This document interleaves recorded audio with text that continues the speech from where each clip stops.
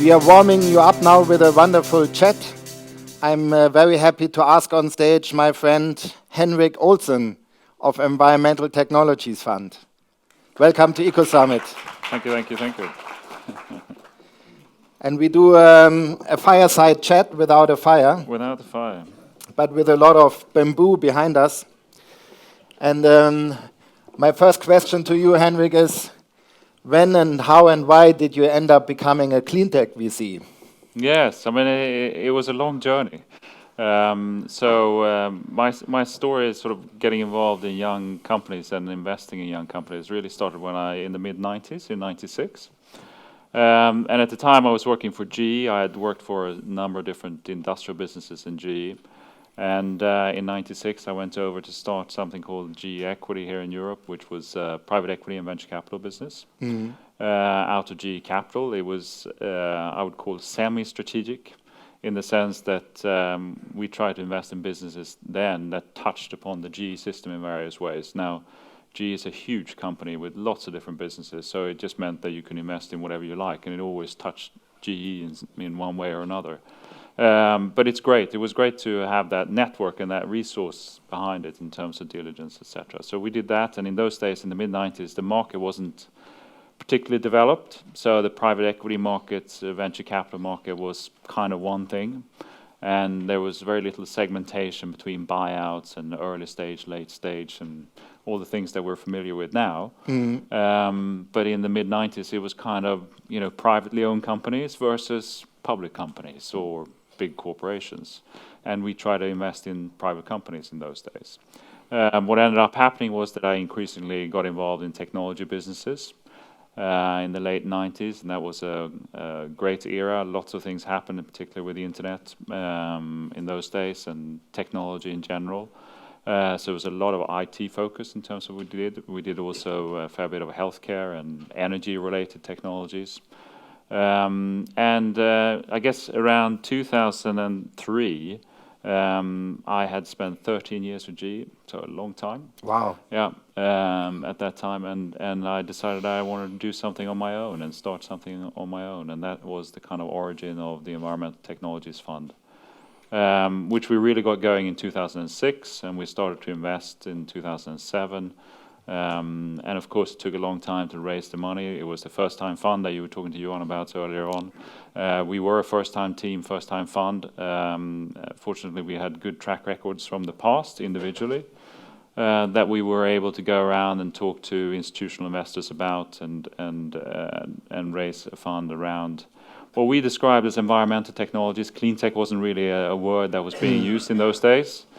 We had a very strong kind of what today is being referred to as resource efficiency. That was kind of our main theme. So we did less in renewable energy and energy generation, and more around smart materials and being more efficient with energy consumption. So smart technologies around energy efficiency.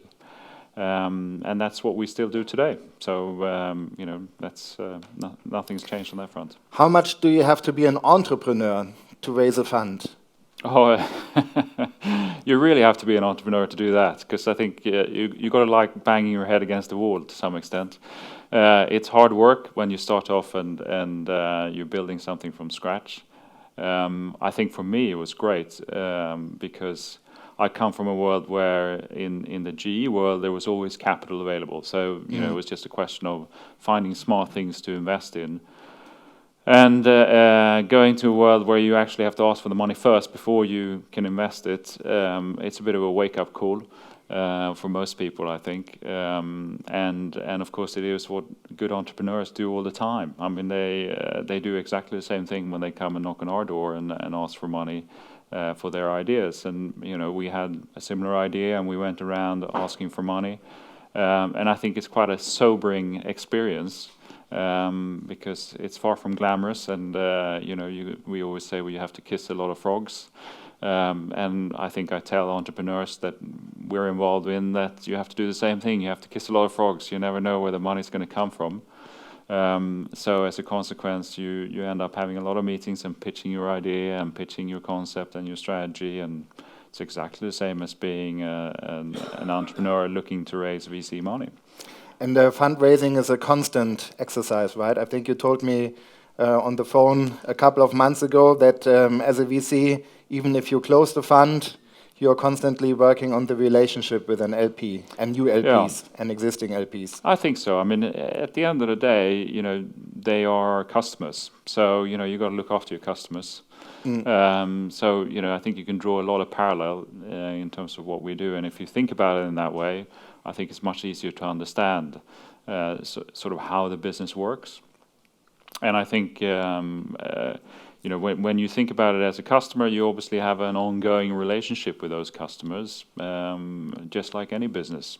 And you're trying to deliver the best possible value to that customer. And on that basis, you can sell more in the sense of raising your next fund, etc. And that's all down, as Johan said earlier on, it's down to performance and trying to deliver the best possible performance you can for your investors.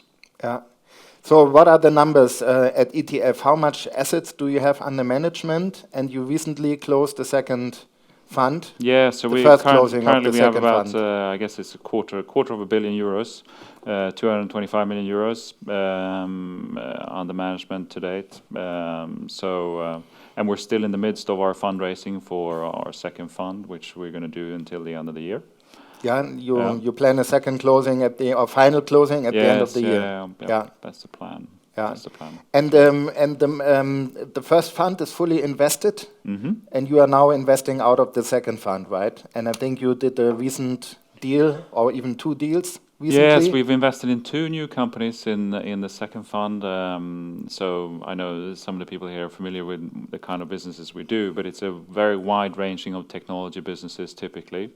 And the most recent deals that we've done in this year in the new fund is one company called E-Leather, which basically takes waste leather from the leather industry and reprocesses it and makes it into new leather.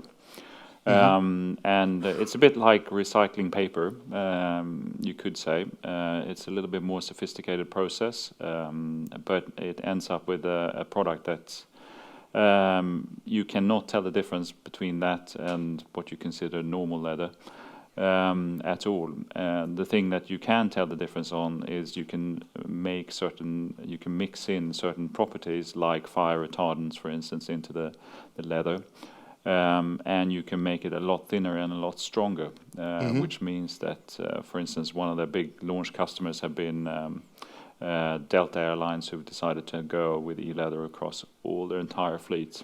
And the reason for that is a very simple notion that if you take a typical kind of mid-sized plane, 737, with maybe, 200 passenger seats in there, they can achieve a fuel saving close to $2 million per year by just swapping the materials in the seat. Okay, so it has a dramatic reducing impact. rate. Yeah. Yeah. So, simple things can actually have a very big impact, but that's a great example of how E-Leather can make a difference. How much time did you spend from the first meeting until the investment? Because this guy is famous for watching startups over a very long period of time. Well, I'm not sure that's a good reputation necessarily to have. We do things shorter than what happened with E-Leather. E-Leather it was a 4.5-year process. Wow. But I fast decision taker. Yes, right? yeah. Startup style, yeah. Yes. So I need to illustrate that to you to some extent, because I think when we first met the company, I had about 100,000 in revenues, and they had a new product, this kind of or new way of doing this thing, and it was very disruptive. It is very disruptive for the industry. And to go from that to have a business is quite a long journey. As many of you know here, I see there's several entrepreneurs here, and I think it's a long journey to deliver that. Our investors, so coming back to our customer, are probably, I think I love the startup environment, so I give this a little bit of context, because it sounds like we only do kind of late stage businesses. Well, the reality is that the capital that we raise and what the customer would like us to invest in is typically companies that have proven their commercial ability.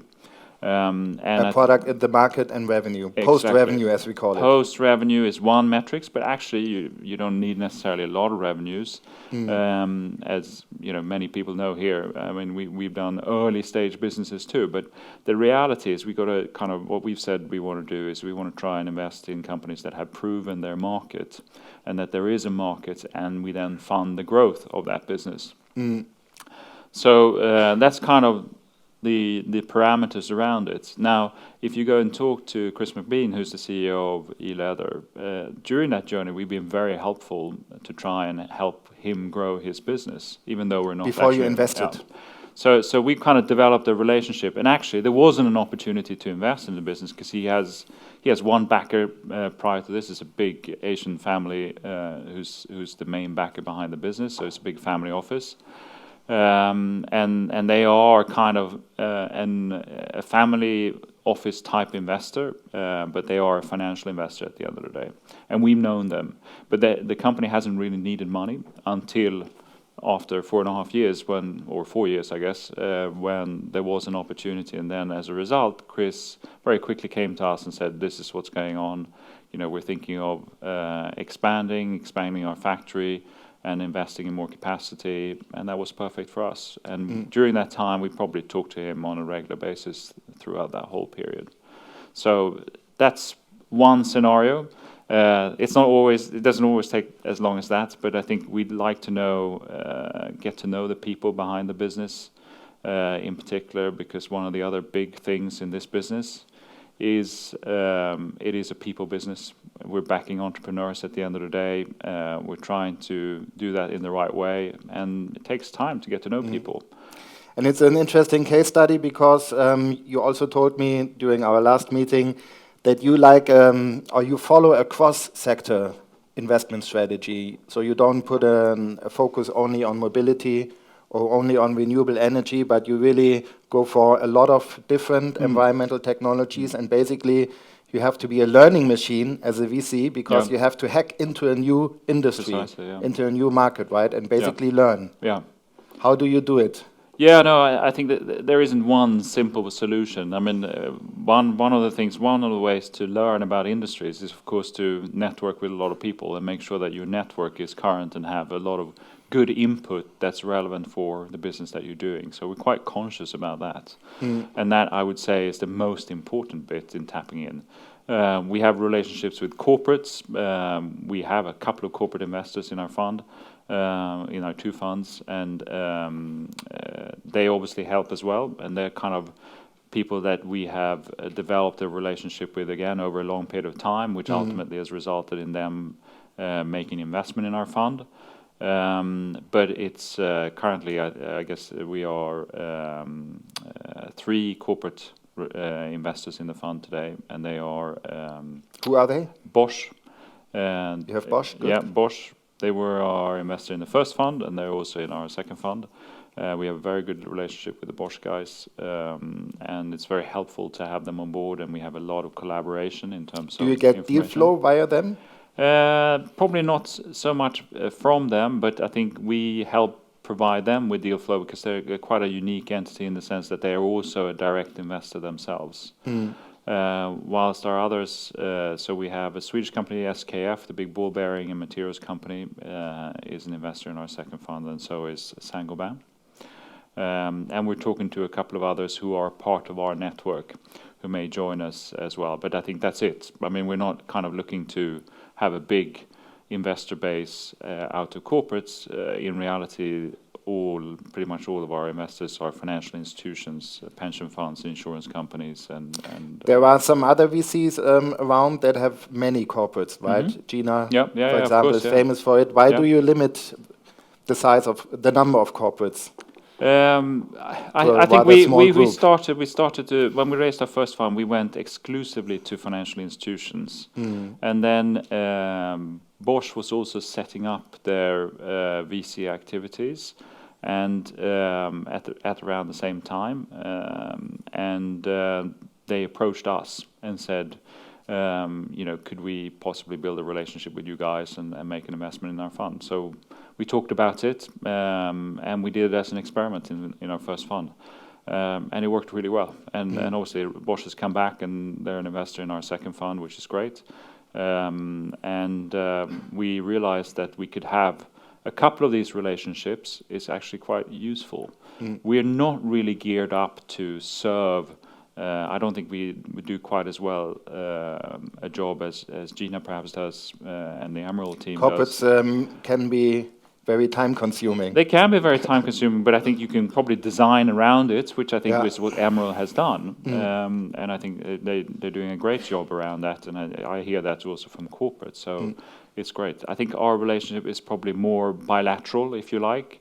So it works in a slightly different way, and it's very people intensive, but it works well for us, and we get a lot out of it as a result. So it's just slightly different models. I don't think there's one that's kind of the right model or the wrong model, but I think we've ended up with a larger proportion of financial investors in our fund. I remember when I came to your office, you had a headphone because you're making calls all the time, right? So let's talk about very operative stuff. How do you spend your usual week? How do you create value for a startup post-investment? How many calls do you make per day? Who do you call? Yes, yeah. I wonder how many calls I make a day. It's quite a lot. That's absolutely right. I guess we tend to be very involved in our companies. So when we make the investment decision, we're very often quite hands-on, and we're trying to be helpful, not to be.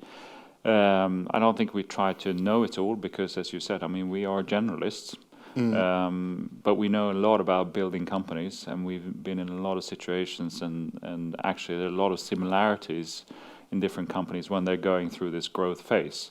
So I think part of our job is actually about figuring out resource allocation and putting people in touch with new individuals or recruiting is a big piece. Yeah, it's a big piece of what we do, and spotting pressure points in the organization early on and try to address those. I think that's one of our most important things, actually, as a VC when you invest in terms of our model. Everybody's slightly different in terms of how they work. I mentioned earlier, I think it's very much a people business. So the relationship you have with the CEO and with the management team is extremely important, and that it works and that it's constructive.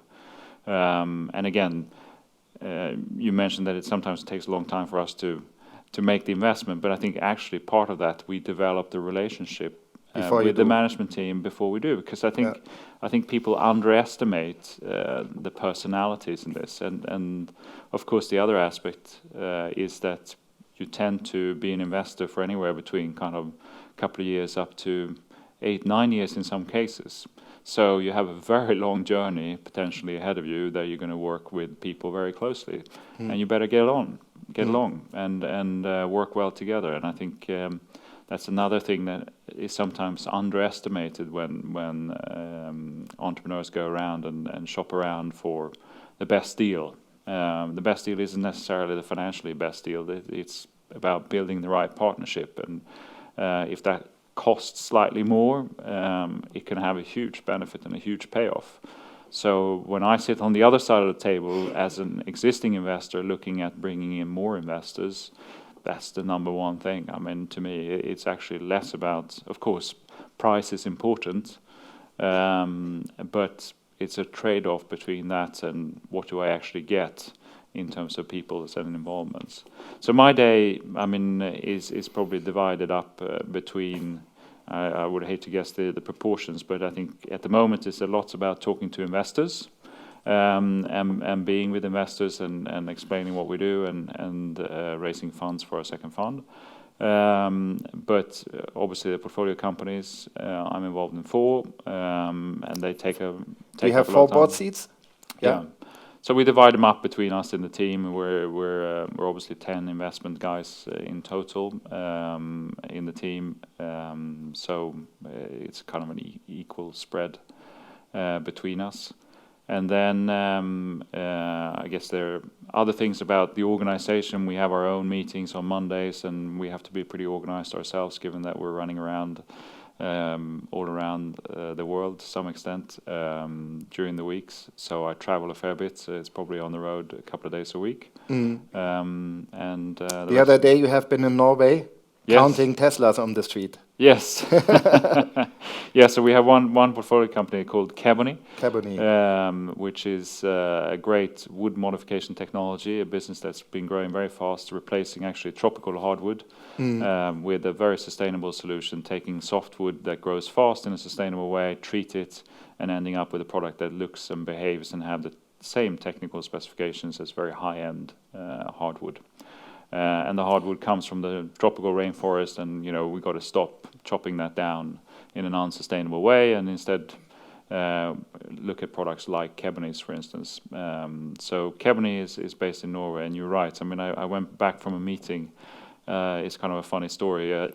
Just outside Oslo, 15 minutes ride in a taxi into central town, and there were 15 new Teslas passing me on the left side during those 15 minutes. I mean, it was rush hour, so a lot of cars out, but it was 5 o'clock in the afternoon or in the early evening. Yeah. So you basically invest across Europe, right? Yes. Out of London. All across Europe, yeah. How advantages is it for you to be based in London? I think I can say this because I'm Swedish, so I have no vested interest in London, but London is, I think, the sort of financing hub of Europe, and it makes it very easy for entrepreneurs also to come here to London to meet with us. It's very easy because you can combine it with meeting others, and there are scale economies in terms of sitting in London.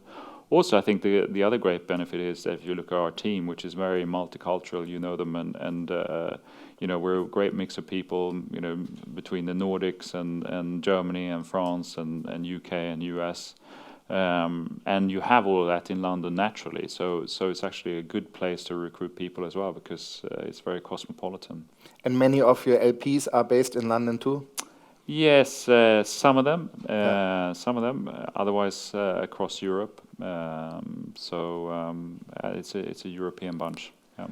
Okay, so let's open it up for 1 or 2 questions from the audience. We will have Henrik again on stage when we talk about co-investing. Yeah. One of our favorite topics, but we will do it only in the evening. So if you have a question now, Sigvald.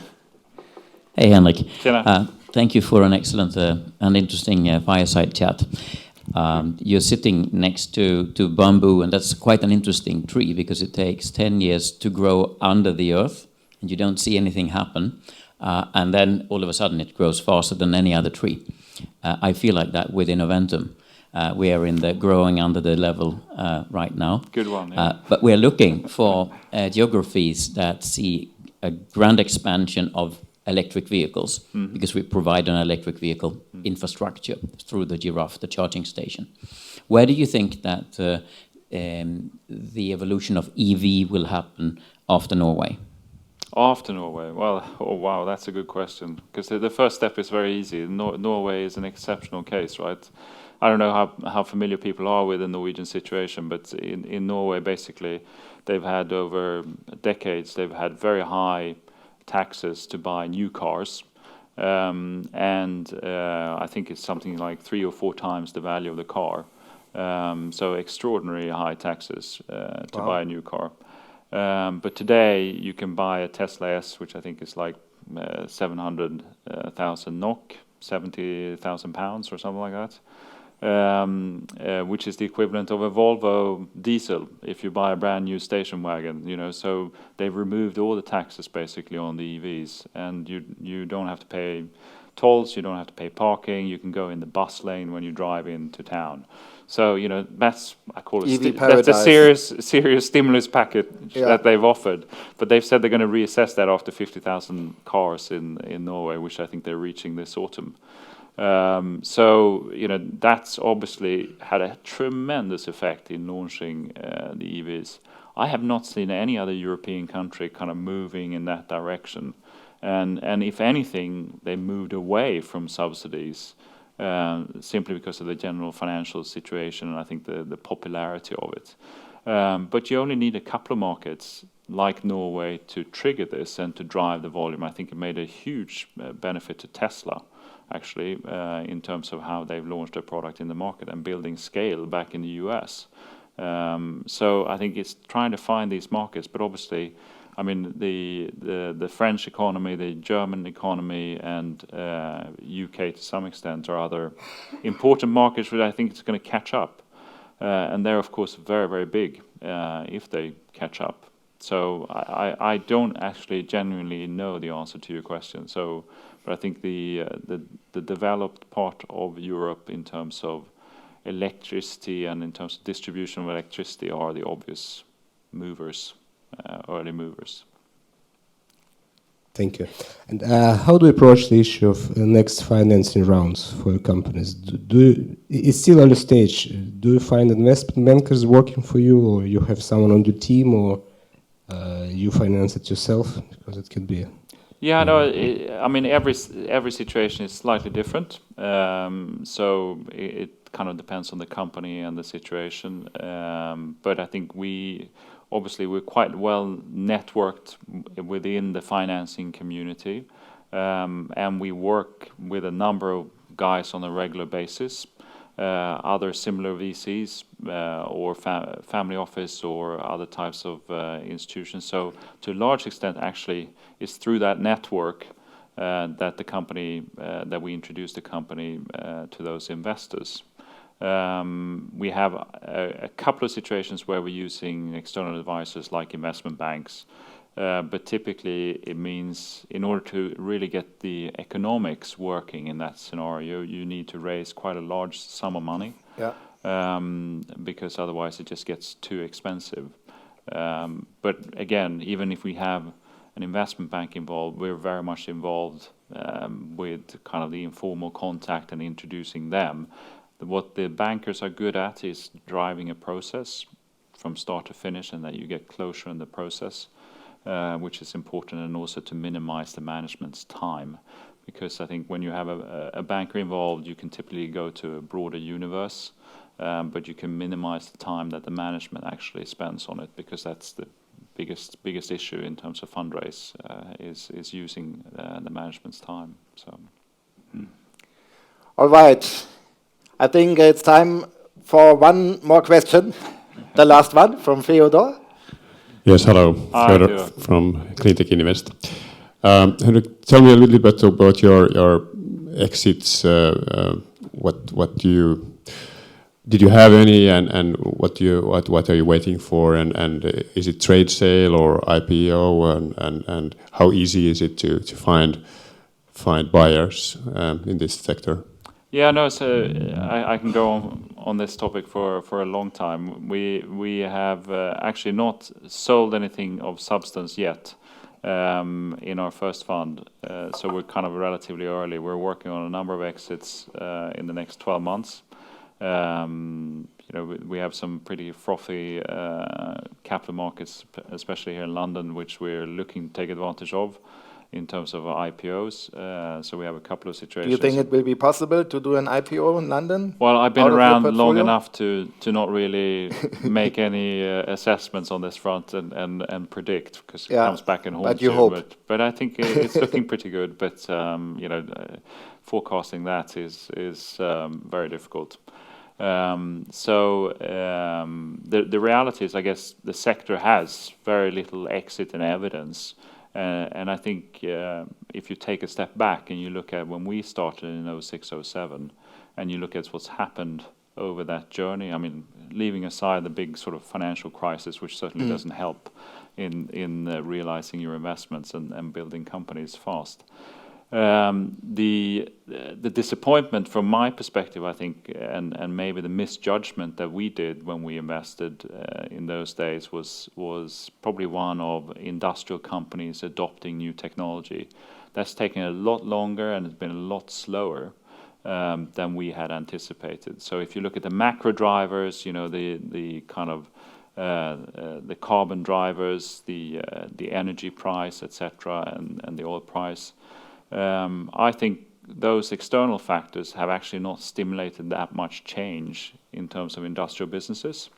Of course, there's some change, but I think not an aggressive M&A market has developed. If you go back to the late 90s and you look at technology investing in general, and especially in the IT and telecoms area, those industries grew very fast, and the bigger companies were very acquisitive, buying technology because they had distribution. We were expecting to see more of that over the past 7 to 8 years than we have done, and actually it's been very little of that going on. And I think that's the biggest explanation to why largely it's industrial technologies that we have invested in, and that we haven't seen more M&A activity in that. Ultimately, I think if I go back in my own career, having done this since '96 and seen markets go up and down, I think IPOs kind of represents maybe somewhere around 5 to 10% of the realizations that I and my team have been involved in, and so it's relatively small proportion. Otherwise, it's kind of M&A through larger industrial buyers, and I expect that to be the same, to be honest, because I think we're kind of looking at a similar cycle here going forward. All right. So soon, maybe in 1 year or 2 years, we will see a couple of exits happening in your portfolio. Yes. And we are crossing our fingers, and we are saying thank you for a wonderful chat. And I think you will be staying here until the evening. Yes. So you have lots of time for networking with Henrik. Thank you. Thanks.